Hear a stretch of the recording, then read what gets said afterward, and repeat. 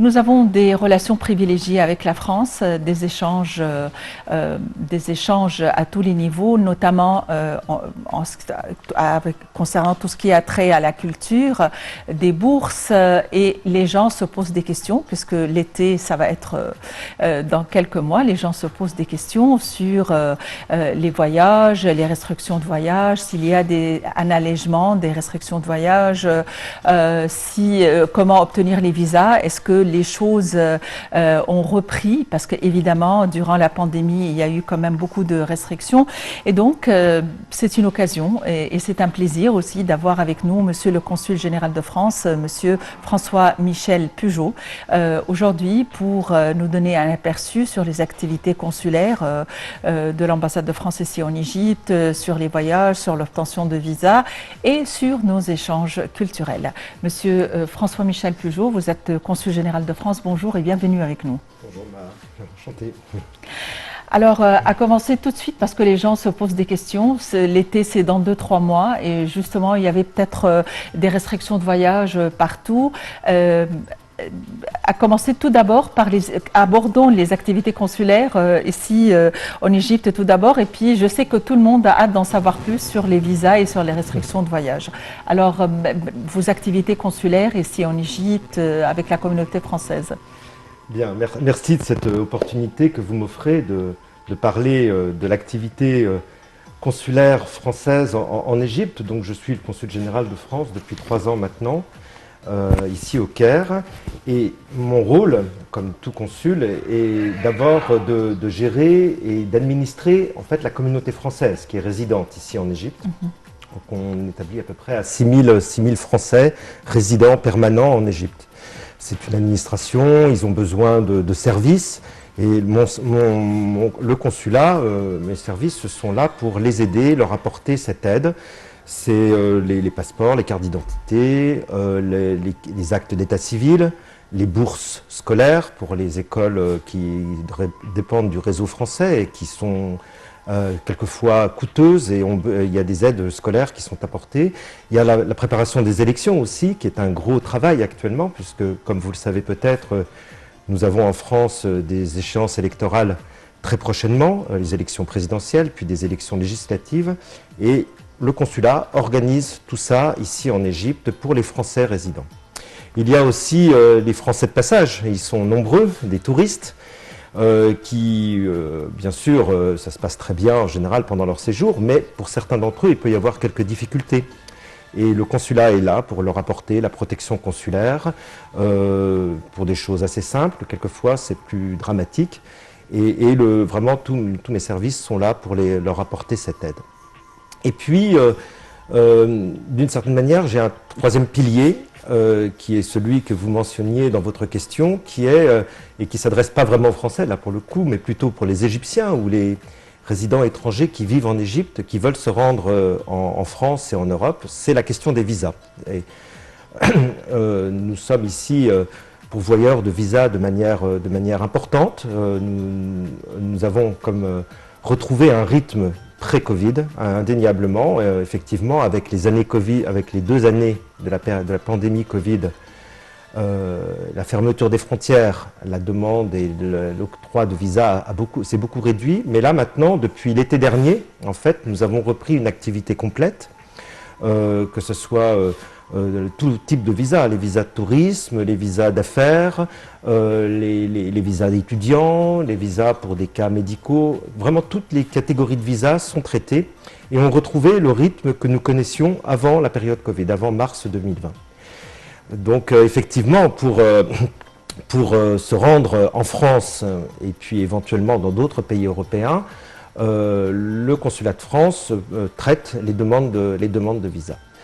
Il y a beaucoup de demandes, donc les délais sont assez longs. Il faut en être conscient, mais l'octroi de visa, du moment que les dossiers sont considérés comme solides et ne présentent pas de difficultés, l'octroi de visa se fait sans difficulté. Est-ce qu'à l'heure actuelle, il y a un allègement quelconque concernant les restrictions de voyage, le carnet de vaccins, PCR, est-ce que les choses ont repris à un rythme normal? Alors, La situation, évidemment, là, pour le coup, n'est pas la même que celle d'avant Covid. Le Covid est passé par là. Les besoins de vaccination sont maintenant nécessaires. Mais ce que l'on peut dire, c'est que on est en France et en Europe, d'une manière générale, dans une phase de régression de la pandémie. Il y a eu, au tournant de l'hiver, décembre-janvier, ce qu'on a appelé la vague Omicron, la cinquième vague en Europe, et qui avait suscité quand même des contrôles très stricts. Maintenant, tous ces contrôles sont en train d'être levés. Je tiens à indiquer à nos auditeurs que depuis la semaine dernière, l'Égypte est passée d'un niveau européen, et ça a été confirmé en France, dans la liste verte. Donc c'est vraiment une considération de facilitation des venues en France. Il faut au moins deux doses de vaccin pour pouvoir se rendre en France. Là où il y a une petite difficulté encore, c'est que même si le pass vaccinal n'est plus nécessaire pour beaucoup d'activités en France, il y a certains domaines, comme l'accès à des hôpitaux, l'accès à certains services publics, où une troisième dose est nécessaire. Et pour les touristes égyptiens qui souhaiteraient se rendre en France et qui veulent avoir un certain nombre d'activités, je conseillerais quand même fortement à faire une dose de rappel avant de se rendre en France. Ce n'est pas une obligation pour voyager, mais c'est quand même nécessaire pour avoir des activités en France dans le contexte actuel. Mais les choses se sont beaucoup allégées maintenant. Donc il faut absolument avoir ce qu'on appelle le rappel de vaccin ou la troisième dose. C'est une suggestion, enfin c'est pas absolument nécessaire pour voyager, puisque c'est que 2 doses, mais comme je viens de vous l'indiquer, la troisième dose est quand même souvent demandée dans certains services et certaines demandes, et pour avoir une vie normale maintenant, il vaut mieux avoir une troisième dose, la dose de rappel. Mais pour les sites touristiques en France à l'heure actuelle, ça y est, c'est normal. Tout est normalement. Oui, les choses sont en train de s'alléger énormément. Le port du masque n'est plus obligatoire, sauf dans des endroits très confinés. Mais dès que les endroits sont ouverts, le port du masque n'est pas nécessaire. Et le pass vaccinal en tant que tel n'est pas exigé partout. Donc, alors que ça a été le cas ces derniers mois. Et pour les pays du voisinage, parce que quand on a un visa Schengen, on peut circuler librement en Europe, est-ce que vous vous mettez d'accord sur les principes concernant les restrictions en tant que pays européen? Alors, on se met d'accord sur les principes, sur les grands principes. Effectivement, il y a des concertations, une coordination. Après, ça reste quand même de la compétence de chacun des États, et il y a des différences d'un État à l'autre en termes de réglementation sur le port du masque, sur le pass vaccinal, l'utilisation ou la nécessité d'avoir une troisième dose. Donc, ce que je conseillerais à vos auditeurs, c'est de vraiment toujours bien se renseigner avant de voyager, de regarder sur les sites officiels. Alors, pour nous, Français, il suffit de regarder sur le site de l'ambassade. On peut avoir les informations nécessaires en français, en anglais et en arabe, en français et en arabe au moins en tout cas, sur les mesures nécessaires en France. Et c'est le cas de mes collègues des autres ambassades européennes. Ils ont des sites internet qui sont tenus à jour, où les réglementations dans leur pays sont mises à jour très très régulièrement. En ce qui concerne le mouvement du tourisme, est-ce que, à votre avis, le mouvement touristique a repris, notamment de la part des touristes français? Nous, quand on parle en France de l'égyptologie ou de l'Égypte ancienne, on parle d'égyptomanie. Alors, est-ce que, à votre avis, il y a suffisamment de mouvements touristiques à la période post-pandémie? Alors, suffisamment, peut-être pas encore. On n'a pas retrouvé le rythme qui était celui juste avant Covid, qui revenait de loin déjà, parce que la décennie a été compliquée. Le tourisme français, mais d'une manière générale en Égypte, avait connu quand même un creux important au milieu des années 2010 et était en phase de reprise très nette en 2018-2019. Le Covid a à nouveau mis un coup d'arrêt, indéniablement. mais il a repris. Alors, on n'est pas encore au même rythme, le contexte international n'est pas très favorable, mais ce que je pourrais dire, c'est quand même, les Français ont très bien noté, et nous l'avons noté au niveau du consulat, pendant toute cette période Covid, l'Égypte a toujours été un pays très ouvert, a été finalement une des destinations relativement proches de la France, de vacances, qui est restée ouverte et sans restrictions excessives, où, disons, il était possible de venir. Et donc, il y a toujours eu un flux de touristes importants qui sont venus pendant cette période, alors que beaucoup d'autres pays autour du bassin méditerranéen ou ailleurs dans le monde étaient très très fermés, extrêmement rigoureusement fermés. Donc, il y a eu toujours un flux. Ce flux est en train de reprendre. Il y a encore de la marge de progression. Mais on retrouve des dizaines de milliers de touristes avec une particularité, je pense, du tourisme français. Nous sommes, vous l'avez évoqué, nous sommes très attachés à l'Égypte. Il y a une égyptomanie d'une manière générale en France. On pourra y revenir, les raisons pour ça.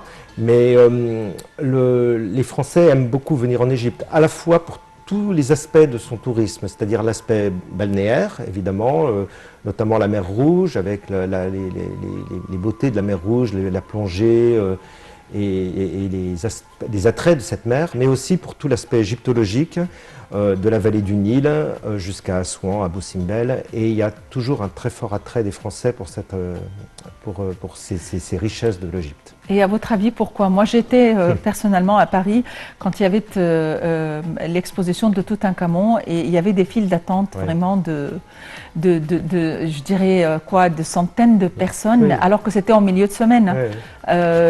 Les enfants pouvaient ne pas aller à l'école pour aller à l'exposition. Donc, à votre avis, cet attachement revient à quelle raison? C'est vrai qu'il y a toujours eu un très fort attachement à l'histoire égyptienne, l'histoire antique, pharaonique de l'Égypte. Je pense que l'une des raisons, c'est dans notre système scolaire, nous étudions l'Antiquité lorsqu'on entre en préparatoire, le collège en France, en 6e. Et l'Égypte en fait partie. Et ce sont en général pour des jeunes enfants qui ont à peu près 12-13 ans. Et il y a une partie de l'année où on étudie en fait l'Antiquité en général du bassin méditerranéen avec un focus particulier sur l'histoire égyptienne. Et ça émerveille les enfants. Et moi-même j'ai vécu ça il y a très longtemps. Et ça continue. Et tous les petits enfants français sont bercés et rêvent en fait à ce qu'est l'Égypte ancienne et se font il y a tout un imaginaire autour de l'Égypte ancienne. Et c'est pour ça que quand les Français viennent en vacances en Égypte, ce qu'on veut voir avant tout, ce sont les richesses pharaoniques de l'Égypte. C'est bien sûr les pyramides ici au Caire, mais on connaît aussi bien Saqqara, on a envie d'aller voir à Luxor les tombeaux. On est passionné par ça. Et rares sont, enfin plutôt très généralement, les Français quand on parle d'Égypte, ils ont tout de suite ça à l'esprit. Et c'est pour ça qu'on a ce tourisme très orienté vers l'égyptologie et il n'y a pas de raison que ça change. Le bac français est très présent en Égypte et l'enseignement français est très présent en Égypte. Il y a des bourses comme Amenhotep, il y a des échanges très importants. Et même les écoles égyptiennes catholiques ont un département pour le bac français. Donc, et je sais qu'il y a eu une réforme de l'enseignement français en France. À votre avis, dans quelle mesure ce bac français ou cet enseignement français s'élargit? Est-ce que vous trouvez que les pas sont vraiment très accélérés? Alors, c'est quelque chose qui m'a beaucoup frappé. Moi, ça fait plus de 3 ans que je suis ici. C'est un domaine que je ne suis pas directement, puisque ça relève du service culturel de l'ambassade, mais je suis ça très attentivement et j'interviens, moi, à travers plutôt les aspects bourses scolaires. Mais ce qui m'a beaucoup frappé, effectivement, c'est le dynamisme de ce réseau scolaire homologué, comme on dit, qui est reconnu dans le système, le cursus français, de la maternelle et tout petit jusqu'au bac. Et il y a à peu près une quinzaine d'établissements qui sont homologués ici en Égypte, qui ont le cursus complet d'enseignement français et on obtient le bac français à la fin. C'est un processus qui continue parce que de nouveaux établissements sont en cours d'homologation actuellement. Donc c'est vraiment, ça se développe. Et il y a au-delà de ces établissements dont je viens de parler, il y a près d'une cinquantaine d'établissements francophones qui eux n'ont pas tout à fait, sont dans le système égyptien, mais ont le français très présent dans leur enseignement, dans leur curriculum, et sont aidés également par les autorités françaises à travers un label qui leur apporte des aides en termes de formation des professeurs, des manuels et des moyens pédagogiques.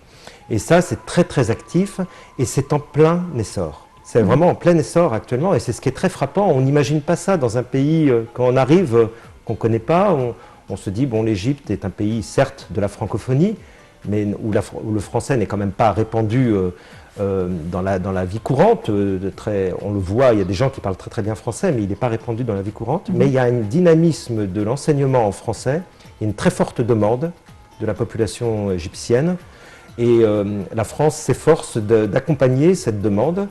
Le président de la République a annoncé il y a 2 ans maintenant, 2 ans et demi, un projet à l'échelle mondiale de doublement de l'enseignement du nombre des écoles et du nombre d'élèves qui sont dans le système français à l'étranger.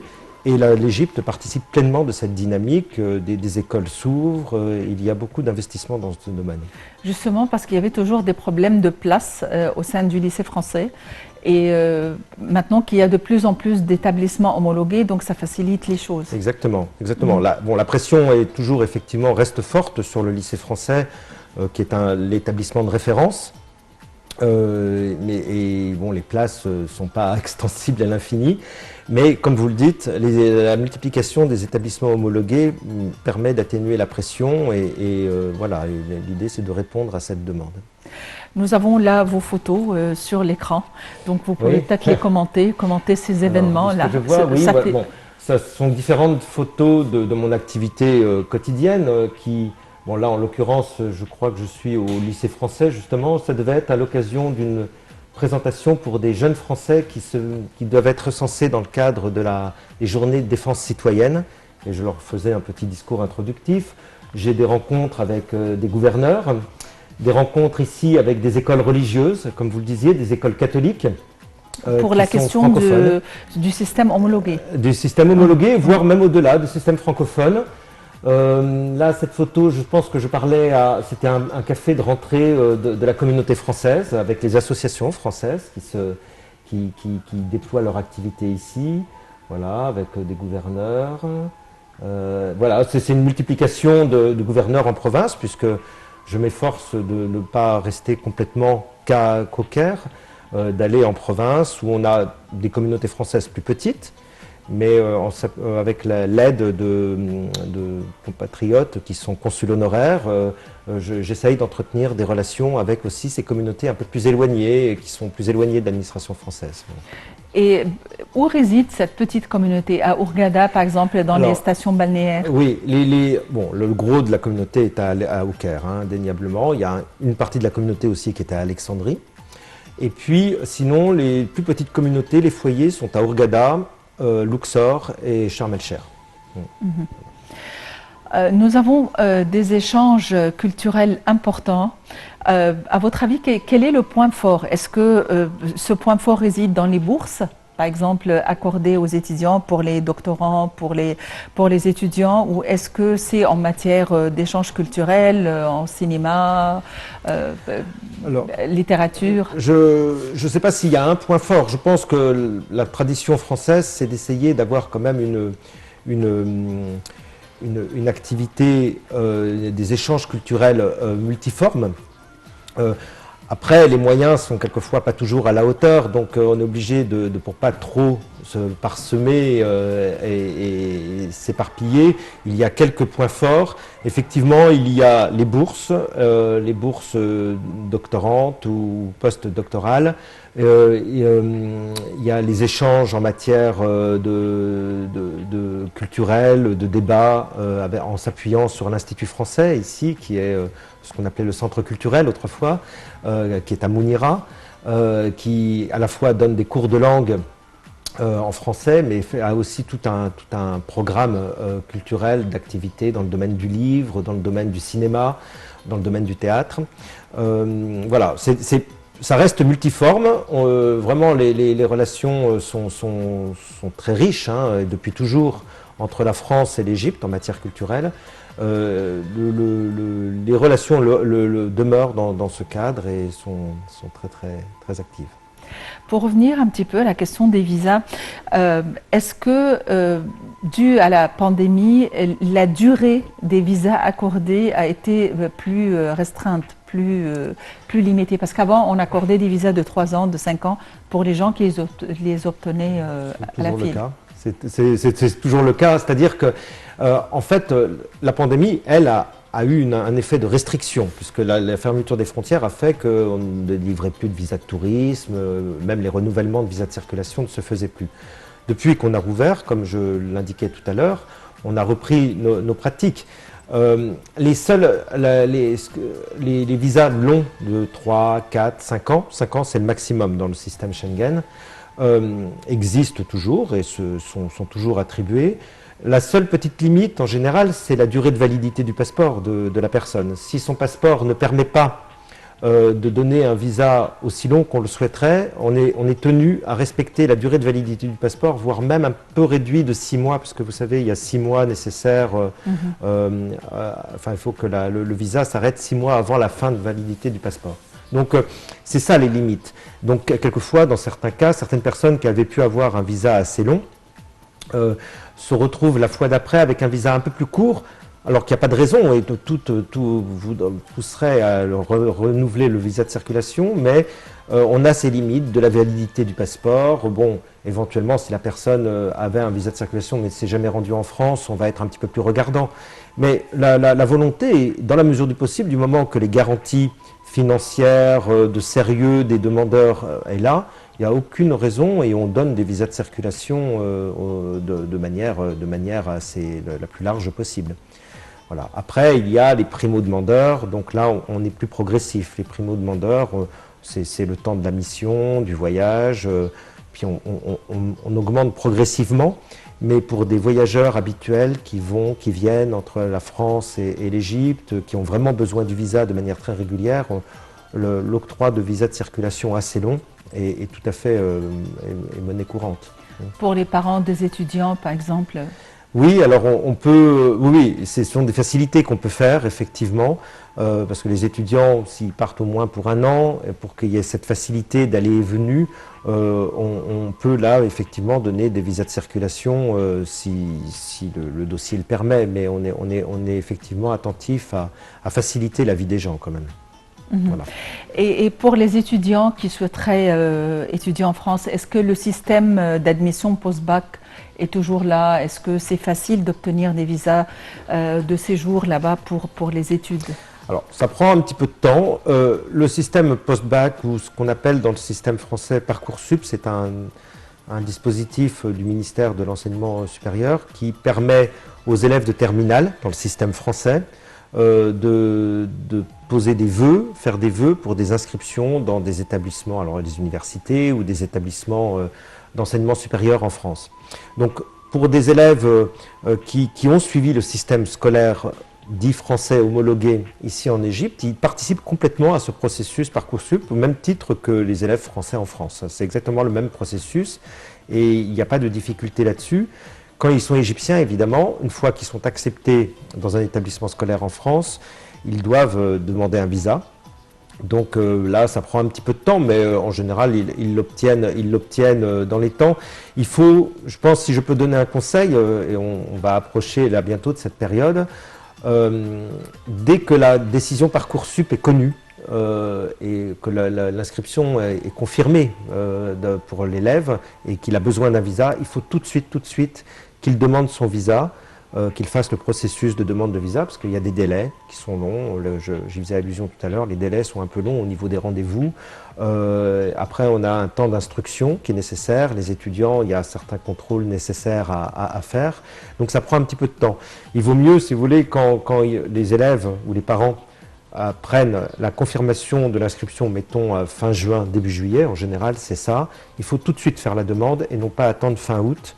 alors que la scolarité commence dans la première quinzaine de septembre. Donc là, si je peux donner un conseil à des auditeurs qui seraient dans cette situation, c'est vraiment ce qu'il faut, dès qu'il y a la confirmation, il faut tout de suite déposer son dossier.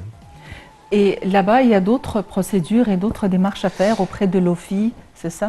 Alors pour les étudiants étrangers, là je vais vous poser une colle, je ne sais pas exactement, il faudrait que je vérifie. À la préfecture, quelque chose comme ça. Oui, normalement il y a effectivement, il faut se signaler. Il y a des titres de séjour à obtenir, donc il y a une démarche à faire à la préfecture et puis on obtient un titre de séjour plus ou moins long en fonction du visa qu'on a reçu et du délai, du temps qu'on doit passer en France, effectivement. Il y a eu une réforme au niveau des programmes scolaires en France. Je sais que le programme français est basé toujours sur la réflexion, Oui. sur le pourquoi, même en maths, justifie, même quand il s'agit d'un problème de maths. À votre avis, quelles sont les bases de cette métamorphose qu'est-ce qui a changé en fait au niveau du système? Alors, bon, je n'ai pas une connaissance complète du sens de la réforme du bac à laquelle vous faites allusion. Je crois que ces caractéristiques françaises, fondamentalement, ne vont pas changer. Ça reste vraiment un point fort et quelque chose sur lequel les ministres successifs souhaitent maintenir cette capacité de l'enseignement français de non seulement apprendre, avoir des connaissances, mais se poser des questions et être capable de remettre en cause les enseignements qu'on a reçus. Ça, c'est vraiment fondamental dans le système français. Et à ma connaissance, la réforme du bac qui est intervenue il y a 1 an ou 2 n'a pas du tout changé là-dessus. Il y a simplement, en fait, ça s'est traduit, la réforme du bac, on avait traditionnellement des filières très très précises, filière littéraire, filière socio-économique et filière scientifique, qui étaient assez cloisonnées et où avec le temps, il y avait des pratiques où certaines filières étaient considérées comme plus d'excellence que d'autres. Et donc, en fait, la réforme du bac est intervenue pour casser ces cloisonnements. Il y a toujours, les élèves ont toujours des dominantes et des capacités aussi, des dominantes, mais ils peuvent choisir des options qui leur permettent finalement, tout en étant par exemple dans une filière à dominante littéraire par exemple, de continuer quand même à faire des maths, continuer à avoir une dimension scientifique, chose qu'avant était beaucoup plus difficile. On était vraiment dans des filières, cantonnés dans des filières, et ça avait un effet sur les entrées à l'université qui était quelquefois dommageable. Et donc du coup c'est surtout ça, la réforme du bac a essayé de décloisonner. Et bon, je ne sais pas si on a encore beaucoup de recul pour faire un bilan de cette réforme, parce qu'elle est quand même assez récente. Mais voilà, les choses se sont mises en place progressivement, il y a eu quelques ajustements. Et je sais qu'ici, ça a été aussi difficile quand même pour les établissements homologués, parce qu'ils doivent rendre des comptes aussi au ministère de l'Éducation ici en Égypte. Ils dépendent du système français, mais ils ont aussi des comptes à rendre, et donc il a fallu expliquer cette réforme. Voilà, et faire des évaluations pour permettre éventuellement pour les élèves de ces établissements qui veulent rentrer dans le système universitaire égyptien, il faut arriver à trouver la bonne équivalence et la bonne notation qui leur permet d'intégrer le système universitaire égyptien. Effectivement, mais c'est toujours la méthode, la rigueur et la réflexion. Ça reste ça. Non, ça, fondamentalement, il n'y a pas de changement. Le style manque de rigueur, c'est toujours les remarques qu'on avait, le style manque de rigueur. Monsieur François-Michel Pujolt, vous êtes le consul général de France. Je vous remercie infiniment pour votre présence avec nous aujourd'hui. Merci beaucoup de votre accueil. C'était un plaisir pour moi. Alors aujourd'hui, nous avons eu, on pourrait le dire, dans un salon, un débat concernant plusieurs aspects de nos relations très fraternelles, très historiques, concernant la France, nos échanges, la culture, les visas, pour ceux qui avaient des questions à poser. Et finalement, reste à vous remercier pour votre attention, à vous souhaiter une excellente fin de journée et à la prochaine.